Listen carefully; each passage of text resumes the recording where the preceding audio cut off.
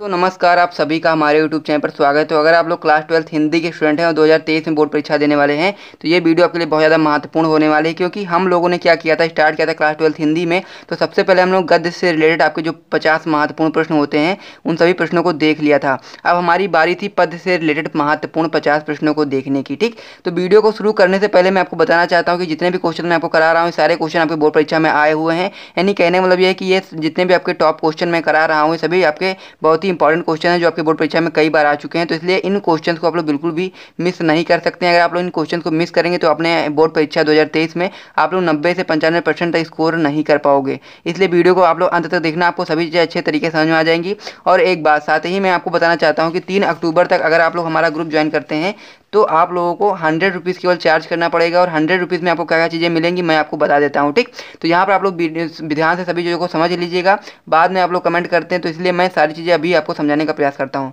तो सबसे पहले हम लोग फिजिक्स की बात करें तो फिजिक्स में आपको क्या चीज़ें मिलेगी। तो सबसे पहले फिजिक्स में आप लोगों को चैप्टर वाइज सभी चैप्टर्स के नोट्स मिलेंगे। ठीक, चैप्टर वाइज आपको क्या मिलेगा, नोट्स मिलेगा, चैप्टर वाइज नोट। उसके बाद में फिर क्या मिलेगा, उसके साथ ही में जो आपका इंपॉर्टेंट क्वेश्चन आंसर मैं जो भी कराऊंगा उन सभी का पीडीएफ भी आपको मिलेगा। ठीक, फ्री में, मतलब कि इसी के अंतर्गत आपको मिलेगा, इंपॉर्टेंट क्वेश्चन आंसर का पीडीएफ मिलेगा।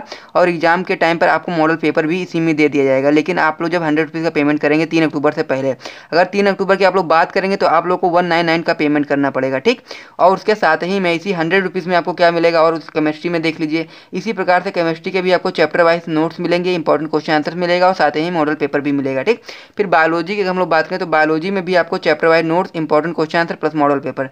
तो चैप्टर वाइज जो नोट्स होता है ये आपको यूट्यूब पर हमारे बिल्कुल फ्री में देखने को मिल जाता है। लेकिन जो इंपॉर्टेंट क्वेश्चन आंसर्स होगा वो आपको कह सकते हैं कि ये पेड होगा। जब आप लोग इसमें ग्रुप में ज्वाइन होंगे तो आप लोगों को वहीं पर दिया जाएगा। और जो चैप्टर वाइज नोट्स की बात करें बायोलॉजी में तो ये आपका फ्री है यूट्यूब पर। तो यूट्यूब पर इसके 6 चैप्टर के नोट्स अपलोड हो चुके हैं। साथ ही में लगातार आपके नवंबर तक सभी चैप्टर के नोट्स अपलोड हो जाएंगे, तो इसलिए कोई भी दिक्कत वाली बात नहीं होनी है। साथ ही में हिंदी और इंग्लिश का जो भी मैं क्वेश्चन कराऊंगा इंपॉर्टेंट, वो सभी चीज़ें अगर आप लोग ग्रुप में ज्वाइन होंगे तो वहाँ पर आपको मिल जाएगा। ठीक, तो केवल अभी अगर आप लोग ज्वाइन करते हैं अक्टूबर 3 से पहले तो आप लोगों को केवल 100 रुपीज़ देना पड़ेगा। उसके बाद में अगर आप लोग ज्वाइन करोगे 3 अक्टूबर के बाद में तो आपको 199 का पेमेंट करना पड़ेगा। तो आप लोग जितनी जल्दी हो सके इस वीडियो को लाइक कर दें, साथ ही में इस ग्रुप को ज्वाइन कर लें। नीचे डिस्क्रिप्शन में आपको नंबर मिल जाएगा मेरा, उसी पे आप लोग कॉन्टैक्ट कर लेना, व्हाट्सएप नंबर है। और साथ ही में अगर आपको अच्छा लगता है तो आप लोग ज्वाइन कर सकते हैं, वरना कोई बात नहीं। चलिए दोस्तों वीडियो को शुरू करते हैं मेरा टाइम को वेस्ट करते हुए। तो 50 क्वेश्चन की हमारी क्या चल रही थी, समझ लीजिए एक टॉपिक चल रहा था क्लास 12th हिंदी का जो पद से रिलेटेड आपके जो 50 महत्वपूर्ण प्रश्न होते हैं उनमें से पहले हम लोगों ने क्या किया था, 17 महत्वपूर्ण प्रश्नों को डिस्कस कर लिया था। और आज के वीडियो में हम लोग उसको आगे कंटिन्यू करेंगे। यानी कहने मतलब ये है कि आप लोग 50 क्वेश्चन को अच्छे तरीके से तैयार कर लेंगे तो आप लोग डेफिनेटली अपने बोर्ड एग्जाम में अच्छा स्कोर कर पाएंगे। तो आपका जो 18वां क्वेश्चन है, इससे पहले जो 17 क्वेश्चन हम लोग डिस्कस कर लिया था उसे आप लोग जाकर के देख लेना, प्लेलिस्ट में आपको वीडियो मिल जाएगी। ठीक, तो 18वां क्वेश्चन आपका इस प्रकार से है कि पारिजात किस कवि के गीतों का संकलन है। यानी कि जो पारिजात है उस कवि किस कवि के गीतों का संकलन हमें बताना है। तो पहला ऑप्शन है आपका अयोध्या सिंह उपाध्याय हरिओद, दूसरा ऑप्शन है आपका महादेवी वर्मा, तीसरा ऑप्शन है आपका सुमित्रा नंदन पंत और चौथा ऑप्शन है आपका मैथिली शरण गुप्त। तो इसमें से जो आपका सही ऑप्शन होगा वो आपका होगा अयोध्या सिंह उपाध्याय हरिओद। ठीक, तो इसमें क्या होगा कि पारिजात जो कह सकते हैं पारिजात जो है वो गीतों का जो संकलन है वो कवि कौन से हों, उनके कवि हैं आपके अयोध्या सिंह उपाध्याय हरिओद। ठीक, अगला क्वेश्चन की बात करें तो अगला क्वेश्चन है आपका इनमें से किस कवि को ज्ञानपीठ पुरस्कार नहीं मिला है। यानी कि हम लोग को सभी ऑप्शन को देखना है और हमें यह बताना है कि इनमें से कौन से कवि हैं जिनको क्या नहीं मिला है, ज्ञानपीठ पुरस्कार नहीं मिला है। तो पहला ऑप्शन आपका रामधारी सिंह दिनकर, दूसरा ऑप्शन है जयशंकर प्रसाद, तीसरा ऑप्शन महादेवी वर्मा, चौथा ऑप्शन है सुमित्रा नंदन पंत। तो रामधारी सिंह दिनकर को भी ज्ञानपीठ पुरस्कार मिला है, महादेवी वर्मा को भी मिला है, सुमित्रा नंदन पंत को भी मिला है, लेकिन जयशंकर प्रसाद जी को ज्ञानपीठ पुरस्कार नहीं मिला है। तो ये आपके सही ऑप्शन हो जाएंगे। अगले क्वेश्चन की ओर बढ़े तो हमारा अगला और नेक्स्ट क्वेश्चन है कि सुमित्रा नंदन पंत की रचना नहीं। इसमें हम लोग को देखना है सभी रचनाओं को और बताना है कि इसमें से सुमित्रा नंदन पंत की कौन सी रचना है जो इसमें नहीं है। ठीक, सुमित्रा नंदन की पंत की जो रचना नहीं, पहला रचना का क्या नाम है, पल्लव है, दूसरा है स्वर्ण धुली, तीसरा है रसवंती, चौथा है ग्रंथि। ठीक, तो इसमें से हम लोग को ये बताना है कि इसमें से कौन सी रचना ऐसी है जो सुमित्रा नंदन पंत की नहीं है बल्कि किसी और की है। तो जो पल्लव है ये आपकी सुमित्रा नंदन पंत की रचना है, स्वर्ण धुली भी सुमित्रा नंदन पंत की रचना है, ग्रंथि भी आपकी सुमित्रा नंदन पंत की रचना है। तो हम लोग बता सकते हैं कि जो रसवंती बचा यही आपका सुमित्रा नंदन पंत की रचना नहीं है। अगले क्वेश्चन की ओर बढ़े तो हमारा अगला क्वेश्चन है क्यूशा क्वेश्चन, आंगन के पार द्वार रचना है, यानी कि हम लोग को बताना है कि जो आंगन के पार द्वार की जो रचना है वो किसकी है। पहला ऑप्शन है आपका जयशंकर प्रसाद, दूसरा ऑप्शन है महादेवी वर्मा, तीसरा ऑप्शन है सुमित्रानंदन पंत, या फिर चौथा ऑप्शन है आपका अज्ञेय की। तो अज्ञेय का पूरा नाम होता है सच्चिदानंद हीरानंद वात्स्यायन अज्ञेय। ठीक, इनका पूरा नाम क्या होता है अज्ञेय का? सच्चिदानंद हीरानंद वात्स्यायन अज्ञेय। तो हम लोग बता सकते हैं जो आंगन के पार द्वार की जो रचना है वो आपकी अज्ञेय की रचना है। इस पर आप लोग टिक मार देना। अगले क्वेश्चन की ओर बढ़े तो हमारा अगला क्वेश्चन है कि हिंदी साहित्य के आदिकाल के लिए चारण काल नाम दिया, यानी हिंदी साहित्य का जो आदिकाल था उसे चारण काल किसने नाम दिया। पहला ऑप्शन है आपका राम कुमार वर्मा, दूसरा ऑप्शन है आपका रामचंद्र शुक्ल, तीसरा ऑप्शन है आपका डॉक्टर नागेंद्र, या फिर चौथा ऑप्शन है आपका राहुल सकित्यायन। तो इसमें से आपका जो सही ऑप्शन होगा वो आपका हो जाएगा राम कुमार वर्मा, यानी कि जो राम कुमार वर्मा थे उन्होंने जो आदिकाल था उसको चारण काल नाम दिया था।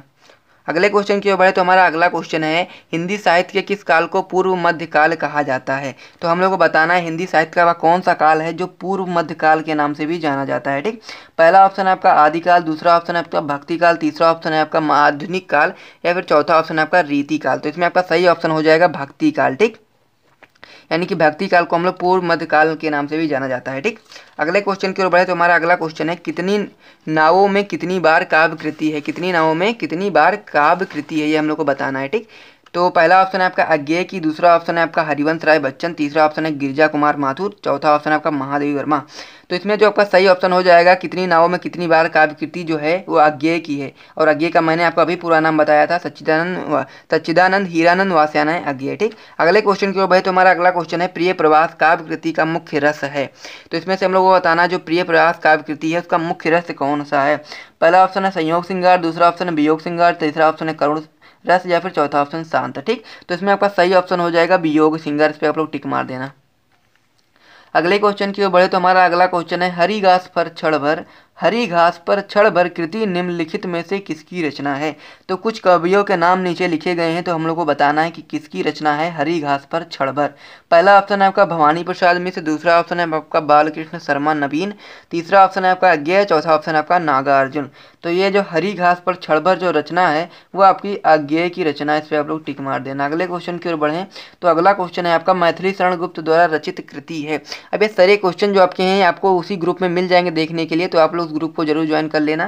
तो चलिए इसको शुरू करते हैं। तो हमारा जो इसका ऑप्शन है इसका दोस्तों आपका 27वां क्वेश्चन है, इसका मैंने एक ऑप्शन नहीं लिखा है जो आपका सही ऑप्शन होने वाला है। तो जो आपका सही ऑप्शन वो आपका है प्रदक्षिणा। ठीक, तो इसमें से जितने भी आपके ऑप्शन दिए गए हैं उसमें से जो आपका सही ऑप्शन है वो आपका है प्रदक्षिणा।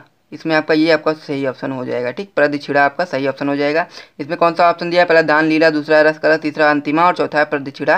तो इसमें से आपका जो मैथिली शरण गुप्त द्वारा रचित जो कृति है वो आपकी कैसी है? प्रदक्षिणा है। तो इस पर आप लोग टिक मार देना सही। ये ऑप्शन मैं लिखना भूल गया था तो इसलिए मैंने यहाँ पर सही करके बता दिया। अगले क्वेश्चन की ओर बढ़े तो हमारा अगला क्वेश्चन है रामधारी सिंह दिनकर द्वारा रचित ग्रंथ है। पहला है आपका हुंकार, सॉरी दोस्तों हुंकार। तो पहला है आपका हुंकार, दूसरा है आपका कालजयी, तीसरा है आपका चित्राधार और चौथा है आपका धूप धूप के धान। ठीक, तो जो रामधारी सिंह दिनकर द्वारा जो रचित ग्रंथ है वो आपका है हुंकार। इस पे आप लोग टिक मार देना। अगले क्वेश्चन की ओर बढ़े तो हमारा अगला क्वेश्चन है कि लहर के रचनाकार है। हम लोग को बताना है जो लहर है उसके रचनाकार कौन है। पहला ऑप्शन है आपका गिरिजा कुमार माथुर, दूसरा ऑप्शन है आपका जयशंकर प्रसाद, तीसरा ऑप्शन है सुमित्रानंदन पंत, या फिर चौथा ऑप्शन है आपका हरिवंश राय बच्चन। तो लहर के जो रचनाकार हैं वो आपके हरिवंश राय बच्चन हैं। इन पे आप लोग टिक मार देना। इंपॉर्टेंट क्वेश्चन है, आप लोग इसे तैयार कर लेना। ठीक, अगले क्वेश्चन की ओर हम लोग बढ़ते हैं अब। तो हमारा जो अगला क्वेश्चन है वो है दिनकर को ज्ञानपीठ पुरस्कार मिला। तो अभी हम लोगों ने एक देखा था क्वेश्चन जिसमें बताया गया था कि रामधारी सिंह जो दिनकर है उनको ज्ञानपीठ पुरस्कार मिला है। तो हम लोग को बताना है कि जो रामधारी सिंह दिनकर उनको ज्ञानपीठ पुरस्कार जो मिला है वो किस वर्ष में मिला है। तो पहला ऑप्शन है आपका वर्ष 1972 में, या फिर वर्ष 1971 में, या फिर वर्ष 1975 में, या फिर वर्ष 1980 में। तो दिनकर को जो ज्ञानपीठ पुरस्कार मिला है, दिनकर का मतलब क्या है? रामधारी सिंह दिनकर उनका पूरा नाम होता है। ठीक, तो रामधारी सिंह दिनकर को जो ज्ञानपीठ पुरस्कार मिला वो 1972 वर्ष में मिला था। ठीक, वर्ष 1972 में मिला था। अगले क्वेश्चन की ओर बढ़े तो हमारा अगला क्वेश्चन है, ये कैसा हो गया, धुंधला हो गया क्या?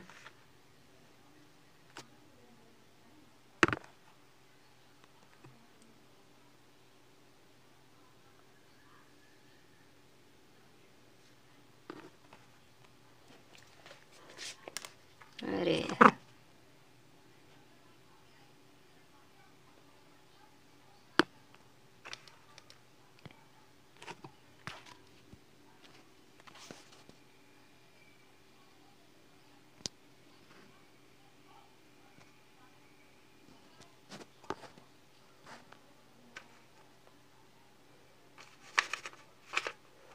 तो सॉरी दोस्तों, मुझे लग रहा है कि फ़ोन में कुछ दिक्कत कर रहा है। तो मिलते हैं नेक्स्ट वीडियो में, उसमें मैं जो भी क्वेश्चन बच रहे हैं वो नेक्स्ट वीडियो में करा दूंगा दोस्तों।